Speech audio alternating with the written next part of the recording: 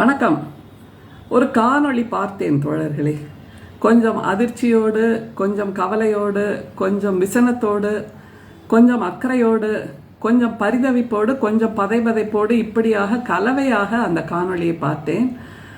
ரொம்ப வேதனையாக இருந்தது. ஏன்னா அந்த காணொளியில் பேசியவர் ஒன்றும் புதிதாக நாவாடுபவர் இல்லை, புதிதாக மேடை ஏறுபவர் இல்லை, புதிதாக மைக் பிடிப்பவர் இல்லை, புதிதாக களம் காண்பவர் இல்லை, புதிதாக தனக்கு புகழ் வர வேண்டும் என்று பேசிக்கொண்டிருப்பவரும் இல்லை. ஏற்கனவே ஆயிரம் மேடைகளில் ஏறியவர், ஆயிரம் மேடைகளில் ஏறி கைதட்டலை பெற்றவர், தமிழ் கூறும் நல்லுலகின் பெருமதிப்பையும் பெற்றவர், பேராசிரியராக பணிபுரிந்தவர், உலகமெல்லாம் பறந்து பறந்து பறந்து சென்று அங்கே இருக்கக்கூடிய தமிழர்களின் பேரன்பை பெற்றவர். அதனால் இவரை பற்றி நான் இந்த காணொளியில் பேசுகிறேன் என்பதனால் இது தனிநபர் தாக்குதல் இல்லை என்பதை முதலில் புரிந்து கொள்ளுங்கள். இதை பேசுவதால் என் மீது தமிழ் கூறும் நல்லுலகம் கோபம் கொள்ளலாம், என்னை தனிமைப்படுத்தலாம். வழக்கம் போல எதுவாக இருந்தாலும் தமிழ் அறிஞர்கள் என்ற முத்திரையோடு இவரெல்லாம் தமிழ் அறிஞர்பா அப்படின்னு நம்முடைய சமூகம் இவரையெல்லாம் மேடை ஏற்றி கொண்டாடுகிறதல்லவா. தன்னுடைய நேரத்தை, தன்னுடைய வாழ்க்கையை, தன்னுடைய கைதட்டலை, தான் சம்பாதித்த பொருளில் இவர்களுக்காக கொடுக்கின்ற அந்த அன்பின் பரிசை எல்லாவற்றையும் பெற்றுக்கொள்கின்ற தமிழறிஞர்கள் இப்படியாக சமூகத்தை குழப்பி சமூகத்தில் நாரசாரமான விளைவை ஏற்படுத்துகிறார்கள் என்றால் அதை பற்றிய எச்சரிக்கை செய்ய வேண்டியது என்னுடைய ஆரமாக இருக்கிறது. அதனால் நான் இதை பேசுகிறேன். எனவே இது அந்த ஆளுமையை பற்றிய தனிநபர் தாக்குதல் இல்லை என்பதை முதலில் புரிந்து கொள்ள வேண்டும். தமிழ் அறிஞர்கள், தமிழ் பேச்சாளர்கள், தமிழ் படைப்பாளர்கள் இதை வேறு விதமாக புரிந்து கொண்டு ஆண்டாள் இப்படியெல்லாம் பேசிட்டா பார்த்தீங்களா உங்களுக்கு எதிராக, அதனால வழக்கம் போல் அவளை தனிமைப்படுத்தணும் என்று நீங்கள் அந்த நபருக்கு ஆதரவாக குரல் கொடுத்தாலும் பரவாயில்லை. ஆனால் எதிர்கால தமிழ் இளைஞர்களின் நன்மைக்காக நான் இதை சொல்லித்தான் ஆக வேண்டும். நேற்று ஒரு காணொளியை பார்த்தேன். இந்துத்துவத்தின் சாவர்கர் அப்படின்னு, இந்துத்துவத்தின் பிதாமகர் சாவர்கர் என்று ஒரு காணொளி. பேசியவர் பெரும் முனைவர் ஐயா கு ஞானசம்பந்தன் அவர்கள். மதுரையில் தியாகராஜா கல்லூரியில் தமிழ் பேராசிரியராக, தமிழ்துறை தலைவராக பணியாற்றியவர், ஆயிரக்கணக்கான மேடைகளில் பேசியவர், உலகெங்கும் இருக்கக்கூடிய தமிழ் அன்பர்களின் நெஞ்சில் குடியிருப்பவர். அவர்களுடைய அன்பை பெற்று அவர்களின் ஆதரவில், அவர்களின் பொருட்செலவில் உலகெல்லாம் பறந்து சென்று அங்கே கைதட்டலை பெற்றுக்கொள்கின்றவர். தான் படித்த தமிழை தமிழ் மக்களுக்கு அள்ளி கொடுப்பவர் என்பதெல்லாம் வேறு விஷயம். திராவிட மேடைகளிலும் ஏறி தனக்கான கைதட்டலை பெற்றுக்கொள்பவர் என்பதும் வேறு விஷயம். ஆனால் இந்துத்துவத்தின் பிதாமகன் சாவர்கர் என்று அவர் பேசிய காணொளியை பார்த்தபோது ஏற்கனவே தமிழ் சமூகத்தின் இளைஞர்கள் குழம்பி போயிருக்கிறார்கள். யார் நிஜமான ஆளுமை, யார் தன்னுடைய வாழ்க்கைக்கு வேண்டிய கட்டமைப்புகளை தமிழ்நாட்டில் செய்தவர்கள், யார் தங்களுடைய அரசியல் கொள்கைகளால் தமிழ்நாட்டில் மிகப்பெரிய மாற்றத்தை கொண்டு வந்தவர்கள், தமிழ்நாட்டு மக்களின் வாழ்க்கையில் சமூக புரட்சியை உருவாக்கியவர்கள், தமிழ்நாட்டு மக்களின் கல்விக்காக, வேலைக்காக இடஒதுக்கீட்டை அள்ளி கொடுத்தவர்கள் என்பதெல்லாம் புரியாமல் ஏற்கனவே நம்முடைய இளைஞர்கள் குழம்பி போயிருக்கிறார்கள். வருகின்ற அணில்களிலும் ஆமைகளிடமும் மதிமயங்கி போயிருக்கிறார்கள். அதை தவிர மதம், சமயம், சாதி அல்லது இறை வழிபாடு, சாமி, கடவுள் என்பதை சொல்லிக்கொண்டு உள்ளே வருகின்ற அந்த நச்சுருவிகளை கண்டு இவர்கள் மயங்கி போயிருக்கிறார்கள் என்பதெல்லாம் தெரிகிறது. இந்த நேரத்தில் எப்படி இவர்களுடைய சிந்தனையை வழி நடத்துவது, எப்படி அவர்களுடைய சிந்தனையை தெளிவுபடுத்துவது என்று நாங்கள் எல்லாம் போராடி கொண்டிருக்கின்ற இந்த காலகட்டத்தில் இந்துத்துவத்தின் பிதாமகர் சாவர்கர் என்று பேச வேண்டிய கட்டாயம் என்ன வந்தது ஐயா கு ஞானசம்பந்தன் அவர்களுக்கு?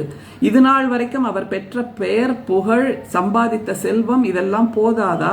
இனிமேல் வரவேண்டிய பத்மபூஷன், பத்ம விபூஷன் அல்லது பத்மஸ்ரீ விருதுக்காக இப்படியாக இந்துத்துவத்தை கொண்டாட வேண்டிய கட்டாயம் என்ன நேர்ந்தது என்பதுதான் இப்போது பல சிந்தனையாளர்களின் கேள்வியாக இருக்கிறது.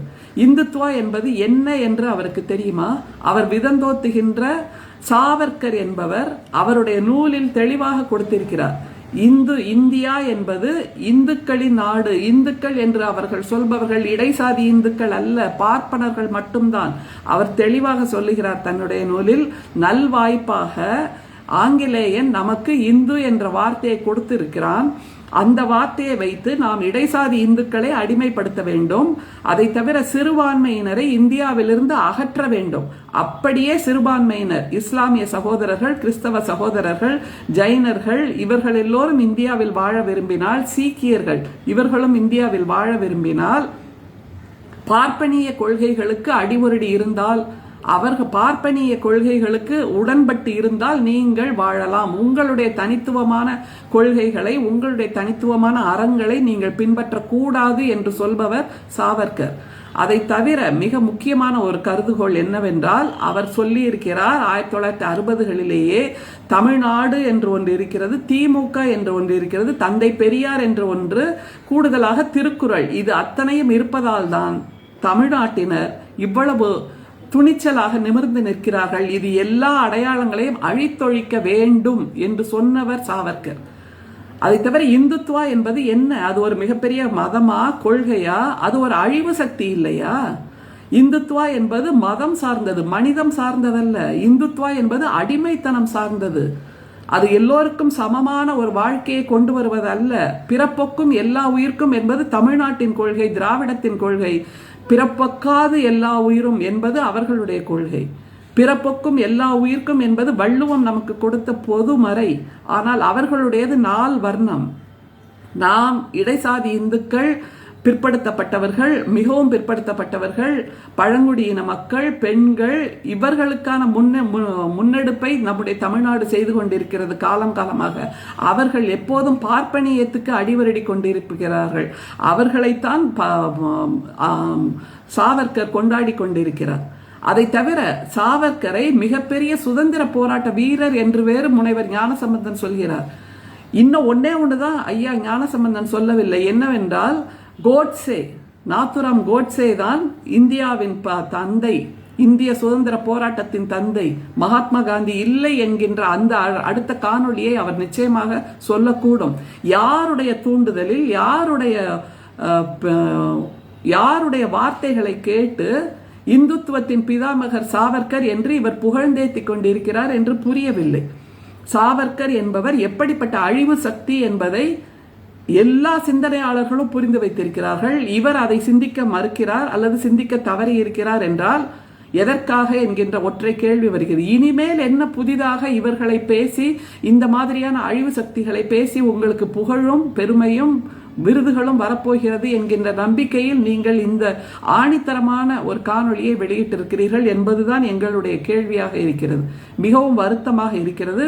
இளைஞர்களை வழிநடத்த வேண்டிய ஒரு பேராசிரியர், ஒரு பேச்சாளர், எல்லாருடைய கைதட்டலையும் பெறுகின்ற, எல்லாருடைய அன்பையும் தன்னுடைய செல்வமாக பெறுகின்ற ஒரு பேச்சாளர் இப்படியாக இந்துத்துவத்தை கொண்டாடுவது என்பது இனிமேல் நீங்கள் திராவிட மேடைகளில், தமிழ்நாட்டின் திராவிட மேடைகளில் ஏழ மாட்டீர்கள் என்ற ஒரு உத்தரவாதத்தை இன்றைக்கு நீங்கள் கொடுத்தாக வேண்டும்.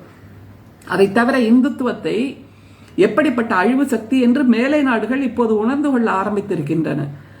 தீபாவளியை இரவு 12 மணிக்கு மேல் வெடிவெடித்து கொண்டாடிய போது அமெரிக்காவில் காவல்துறையினரால் கட்டுப்படுத்தப்பட்டார்கள் நம்முடைய இந்துக்கள், அங்கே இருக்கக்கூடிய நம்முடைய இந்தியர்கள். அதே மாதிரி லண்டன் தெருக்களில் அங்க பிரதட்சணம் செய்கிறோம் என்று அவர்கள் தெருக்களில் உருண்டோடிய போது அதையும் தடுத்து நிறுத்தியது அங்கே உள்ள காவல்துறை என்பதெல்லாம் உங்களுக்கு தெரியாதா? பக்தி என்பது வேறு. பக்தியை வைத்துக்கொண்டு மூட நம்பிக்கையை உருவாக்கி சிந்தனையற்ற ஒரு விஞ்ஞானபூர்வமான சிந்தனையற்ற ஒரு செயலை செய்து கொண்டிருக்கக்கூடிய இந்துத்துவத்தை வைத்துக்கொண்டு நீங்கள் இந்துத்துவத்தின் பிதாமகர் சாவர்கர் என்று பேசுவது என்பது மிகவும் வருத்தத்துக்குரியது, கண்டனத்துக்குரியது. இதன் மூலமாக நீங்கள் ஆண்டாளை ஒதுக்கலாம், ஆண்டாளை தனிமைப்படுத்தலாம். ஆனால் உங்கள் சிந்தனை என்பது மிகவும் அச்சத்துக்குரியதாக இருக்கிறது, கவலைக்குரியதாக இருக்கிறது. எதனால் இப்போது சாவர்கரை விதந்தோத்தி பேசுகிறீர்கள் என்கின்ற கேள்வி இப்போது தமிழ் மக்களிடம் எழுந்திருக்கிறது. ஏனென்றால் இந்த இடைசாதி இந்துக்களுக்காக கல்விக்கூடங்களை திறந்து வேலைவாய்ப்பை கொடுத்து ஒரு மிகப்பெரிய சமூக புரட்சியை செய்தது நம்முடைய திராவிட இயக்கங்கள். அதை நீங்கள் மறுத்துவிடவே முடியாது. அப்படிப்பட்ட வெற்றியை அடைந்திருக்கின்ற வெளிநாட்டில் வாழ்கின்ற தமிழர்கள் உங்களை ஆசை ஆசையாக பேச கூப்பிடுகிறார்கள். அவர்களுடைய உழைப்பில் தான் நீங்கள் அத்தனை சுகத்தையும் அனுபவித்து வருகிறீர்கள் என்னும்போது அந்த இடைசாதி இந்துக்களுக்கு எதிராக இருக்கக்கூடியவர் அவர் மிகப்பெரிய சுதந்திர போராட்ட வீரர் என்று சொல்கிறீர்கள். உங்களுக்கு அவருடைய வரலாறு தெரியுமா? எப்படி ஆங்கிலேயனின் காலை நக்கி நக்கி, ஆங்கிலேயனின் ஷூவை நக்கி நக்கி அவர்களிடம் மன்னிப்பு கடிதம் பலமுறை எழுதி கொடுத்து அவர் அந்தமான் சிறையிலிருந்து வெளியே வந்தார். அந்தமான் சிறையில் அவர் சிறைப்பட்டார் என்பதை அப்படி கண்ணீர் மல்க பேசுகிறீர்களே. நம்முடைய வஉசியை விடவா அவர் அதிகமாக கஷ்டப்பட்டார்? ஒன்றுமே இல்லை, கிள்ளி கூட போடவில்லை என்பதை புரிந்து கொள்ளுங்கள். லண்டனில் படிக்க போன போது இந்தியா ஹவுஸ் என்ற ஒன்றை உருவாக்கினார் என்கிறீர்கள். அது எப்படிப்பட்ட அழிவு சக்தியாக இருந்தது என்பதை ஆங்கிலேயன் மோப்பம் பிடித்தான். அதனால்தான் அவருக்கு அத்தனை கட்டுப்பாடுகள் விதிக்கப்பட்டன என்கின்ற வரலாறை எல்லாம் மறைத்து இந்துத்துவத்தின் பிதாமகர் சாவர்கர் என்று சொல்கிறீர்கள். அடுத்து கோட்சேவையும் நீங்கள் நிச்சயமாக விதந்தோத்தி பேசுவீர்கள். அதன் மூலமாக உங்களுக்கு இன்னமும் அதிகமாக புகழ் வரலாம், செல்வம் வரலாம், விருதுகள் வரலாம். ஆனால் தமிழ் மக்களின் மனசிலிருந்து நீங்கள் அகற்றப்பட்டிருக்கிறீர்கள். இடைசாதி இந்துக்கள், நம்முடைய தமிழர்கள் கல்வி வாய்ப்பு இல்லாமல் கிடந்தது இவர்களால், வேலை வாய்ப்பு இல்லாமல் கிடந்தது இவர்களால், பெண்கள் அடுப்பங்கரைக்குள் கிடந்தது இவர்களால், படிக்க வாய்ப்பில்லை. நீங்கள் படித்தது கூட தமிழ்நாட்டில் தந்தை பெரியார் நீதி கட்சி முதற்கொண்டு ஏற்படுத்தப்பட்ட புரட்சியால் என்பதை புரிந்து கொள்ள வேண்டும். எனவே எதற்காக நீங்கள் பேசியிருக்கிறீர்கள் என்பது மக்களுக்கு தெரிகிறது. ஆனாலும் இதன் மூலமாக இனிமேல் உங்களுக்கு ஏதாவது ஒரு விருது வருமானால், ஒரு புகழ் வெளிச்சம் வருமானால் வெட்கி தலைகுனி வேண்டியது. தமிழ் இலக்கியம் படித்ததாக சொல்லுகின்ற நீங்கள், வள்ளுவரின் அறம் அவர்களிடம் இருக்கிறதா? யாதும் ஊரே யாவரும் கேளீர் என்கின்ற கணியனின் அறம் அவர்களிடம் இருக்கிறதா? செம்புல பயல் நீர் போல அன்புடை நெஞ்சம் தாம் கலந்தனவே என்கின்ற அறம், வாழ்வியல் அறம் அவர்களிடம் இருக்கிறதா? எல்லாவற்றிலும் மறுதளிப்பான கொள்கையை வைத்திருக்கின்ற, எல்லாவற்றிலும் மனித குலத்துக்கே எதிரான கொள்கையை வைத்திருக்கின்ற அவர்களை நீங்கள் விதந்தோத்தி பேசுகிறீர்கள் என்றால், நீங்கள் படித்த தமிழ் இலக்கியம் உங்களுக்கு என்ன சொல்லிக் கொடுத்தது? நீங்கள் அந்த தமிழ் இலக்கியத்தை உங்களுடைய மாணவர்களுக்கு சொல்லிக் கொடுத்தீர்கள், என்ன சொல்லிக் கொடுத்தீர்கள்? இப்போது மேடை ஏறி பேசுகிறீர்கள், திராவிட மேடைகளில் பேசுகிறீர்கள். இனிமேலாவது ஒரு சிறிய அறம் உங்களிடம் எதிர்பார்க்கிறது தமிழ் சமூகம். என்ன என்றால், திராவிட மேடைகளில் நீங்கள் ஏறாதீர்கள். கைதட்டும், அங்கே இருக்கக்கூடிய மரியாதையும் தான் உங்களுக்கு முக்கியம் என்றால், உங்களுடைய கருத்தியல் எங்களுக்கு மிக முக்கியம். எந்த கருத்தியல், எந்த கருதுகோளுக்காக நீங்கள் வாழ்கிறீர்கள், எந்த கருதுகோளுக்காக நீங்கள் பேசுகிறீர்கள், எந்த கருதுகோளுக்காக நீங்கள் கொள்கை பிடிப்போடு இருக்கிறீர்கள் என்பது மிக முக்கியம். எனக்கு கருதுகோளே கிடையாது, கொள்கையே கிடையாது, கொள்கை பிடிப்பே கிடையாது, எனக்கு கைதட்டல் மட்டும்தான் ஒரே கொள்கை என்று சொன்னீர்களானால் அது உங்களுடைய மிகப்பெரிய சரிவாக இருக்கும் என்பதை புரிந்து கொள்ளுங்கள். நீங்கள் முதுமுனைவர், பெரும் பேச்சாளர், பெரும் சிந்தனையாளர் என்று நம்பிக்கொண்டிருக்கிறோம். அந்த நம்பிக்கைக்கு குந்தகம் விளைத்து விடாதீர்கள். இந்த காணொளியின் மூலமாக நான் தனிநபர் தாக்குதல் செய்யவில்லை. ஏற்கனவே திசை மாறி போய்கொண்டிருக்கின்ற தமிழ்நாட்டு இளைஞர்களை நீங்கள் இன்னமும் அதிகமாக குழப்புகிறீர்கள். மதம் எது, மனிதம் எது என்று தெரியாமல் குழம்பிக் கொண்டிருக்கின்ற, சமயம் ஏன், சாதி ஏன் என்று தெரியாமல் குழம்பிக் கொண்டிருக்கின்ற, இது எல்லாம் இல்லாத பொது சமூகத்தை, பொது சமத்துவத்தை உருவாக்குகின்ற தமிழ்நாட்டில் இருந்து கொண்டு நீங்கள் சாவர்கரை இந்துத்துவத்தின் பிதாமகர் என்று சொல்கிறீர்கள். இந்துத்துவம் என்பது மிகப்பெரிய அழிவு சக்தி என்பதை உலகம் புரிந்து கொண்டிருக்கிறது. நீங்கள் அதை இங்கே தமிழ் மூலமாக தமிழ்நாட்டு மக்களுக்கு, தமிழ்நாட்டு இளைஞர்களுக்கு ஊசி போல் ஏற்றிக்கொண்டிருக்கிறீர்கள். மிகவும் வருந்தத்தக்கதாக இருக்கிறது. நிச்சயமாக உங்கள் காணொளியை பார்த்ததற்காக நான் வெட்கப்படுகிறேன், வேதனைப்படுகிறேன். உங்கள் மீதான தனிநபர் தாக்குதல் இல்லை, உங்கள் கொள்கை தவறானது என்பதை சொல்லுகின்ற ஒரு காணொளி தான் இது. உங்களைப் போலவே பல கவிஞர்களும் பல பேச்சாளர்களும் 2 மேடைகளிலும் அமர்ந்து கைதட்டலை பெற்று சிலாகித்துக் கொண்டிருக்கிறார்கள். அவர்கள் மூலமாக உங்களுக்கான தவறான வார்த்தைகள் வந்து சேரலாம். ஆண்டாளை வழக்கம் போல் ஒதுக்கி தள்ளுங்கள் என்று சொல்லலாம். பரவாயில்லை, வானம் பொதுவாக இருக்கிறது, சூரியன் பொதுவாக இருக்கிறது எல்லோருக்கும். எனக்கான மூச்சுக்காற்று எப்போதும் கிடைக்கும். நீங்கள் கையை வைத்து மறைப்பதால் என்னை யாரும் தடுத்துவிட முடியாது. தமிழ் அறிஞர்களுக்கும் நான் அதைத்தான் சொல்கிறேன். நீங்கள் என்னை பற்றி கட்டுக்கதைகள் கிளப்பலாம், பேசலாம், என்ன வேண்டுமானாலும் செய்யலாம். ஆண்டாள் எப்போதும் நிமிர்ந்து நிற்பாள், சூரியனின் ஒளியாக. நன்றி, வணக்கம்.